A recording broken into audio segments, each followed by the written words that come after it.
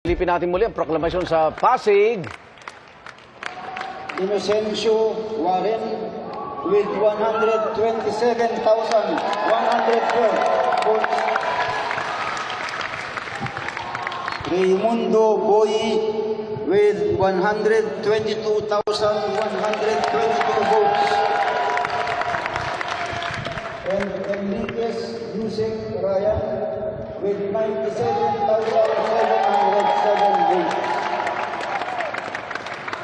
On the basis of the foregoing, we hereby proclaim the above named winning candidates as the duly elected member Sangguniang Panlungsod of NCR City of Pasig, 2nd District, in the province of National Capital Region, 2nd District.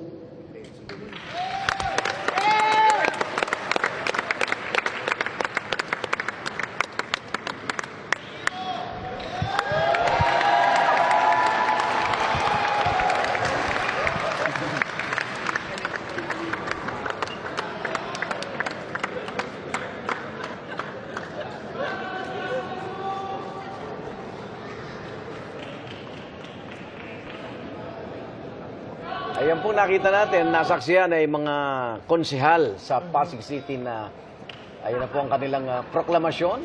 At nakikita natin yung ating dating kapuso, artista, si Miss Angelo De Leon. Oo, at hindi ito ang kanyang unang termino bilang konsehal sa Pasig City. So siya ay nagbabalik sa konseho.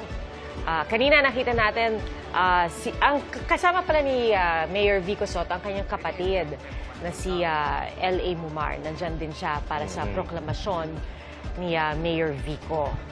So, inaabangan na natin ang kanyang nauna ang Pasig talaga talumpati makumpleto na, no? sa Metro Manila. Katapos agad. Oo. At pwede na sila magsimulang magtrabaho mamaya. Pirmahan Oo, na yung mga hindi na pirmahan ng kampanya. Pero kung pagbabatayan itong proclamation, mukhang good ang showing ang performance ng partido ni Mayor-elect, actually current Mayor Vico Soto. Dahil kita nyo, pare-pareho yung jacket, no? Isang partido po. Magpipicture lang. Para sa konsehal, ito ang kanyang makasamahan. Ang buong slate Yes. ni Mayor Vico. Ayan, sana maayos na yung traffic sa Ortigas Extension. No? Dahil nakakasingit yung mga e-trike, ha? Pero, di ba sa Pasig, doon din sila talagang stricto sa kanilang bike lane, di ba? Oo naman. Oo. So, pangilang termino rin ni Congressman Romulo. Mukhang magkakasabay silang Magkakasabay tatlo, sila halos. pati ni Vice Mayor Dorot Jaworski. Okay. Itong ating mga kandidato sa local positions, no? Hindi lang dito sa Pasig. Nako, ano yan, since last night pa yan, naghihintay na pumasok yung mga boto. At kahit na maganda yung resulta from the night before, ano yan, dire-diretso ang pagbabantay. Pero sa aming kultura ng eleksyon natin, mabago na kung sino yung natalo mo, makiisa, no? Sa administrasyon na nanalo. Yung ganun ba, kalimutan na yung mga nangyari ng kampanya at isulong na yung interes ng lungsod. Oo.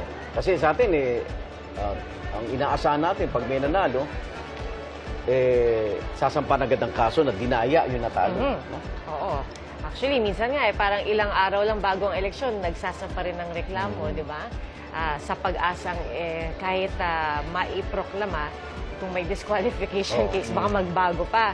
At, Pero gusto ko malaman kung paano, kung may daya man itong bagong sistema natin, paano napasok, no? Dahil sabi nga, pag-aaralan pa lang ngayon ng mga matatalino yan. kasi ito rin yung mga gagamiting makina pagdating sa 2028. Napaatras na nanulat ako ng 3 taon. Kasi time capsule yata ako. So, tama. Hindi, mahalaga eleksyon kasi yung mga binabanggit natin.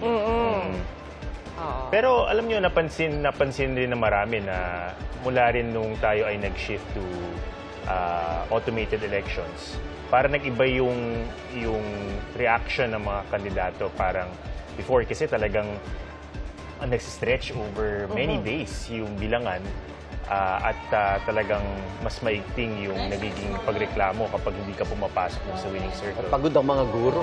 Pagod ang mga guro. Ngayon, ang bilis kasi ng resulta, parang medyo may shock value eh. Ang problema, yung iba, ang tinatanong nila, yung transparency kasi hindi nila nakikita isa-isa yung mga boto. So, kailangan talaga na habang tumatagal, nagkakaroon ng kumpiyansa yung mga tao sa sistema. Lalo na kung nakikita nila na, kumbaga, yung resulta ay reliable at hindi nalalayo doon sa kanilang inaasahan.